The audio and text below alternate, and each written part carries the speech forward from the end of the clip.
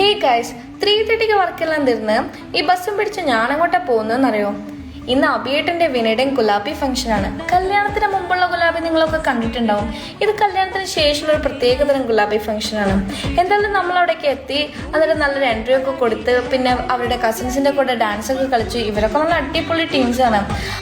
ഞാൻ ആദ്യമായിട്ട് പോകുന്നുള്ളൊരു ഫീലേ എനിക്ക് ഉണ്ടായിരുന്നില്ല. എല്ലാവരായിട്ടും ഭയങ്കര ക്ലോസ് ആയി. പിന്നെ ഫോട്ടോഷൂട്ട് സെഷൻ, സ്വീറ്റ്സ് കൊടുക്കല്, അതിനുശേഷം വീടിന്റെ പുറത്ത് ഫുൾ തീക്കളിയായിരുന്നു. പിന്നെ ഗെയിം സെഷൻ ആയിരുന്നു. അപ്പോൾ ക്വസ്റ്റ്യൻ ആൻസർ സെഷനിൽ 10 ക്വസ്റ്റ്യനിൽ 2 ക്വസ്റ്റ്യൻ റെഡിയാക്കിയവര്.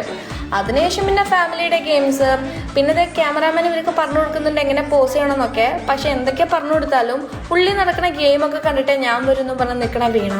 അതും കണ്ട് ഈ എക്സ്പ്രഷൻ ഇട്ട് നിൽക്കുന്ന അഭിയേട്ടൻ്റെ ഉള്ളിലെ ഫീലിങ്സ് ഞാൻ പറയണ്ടല്ലോ.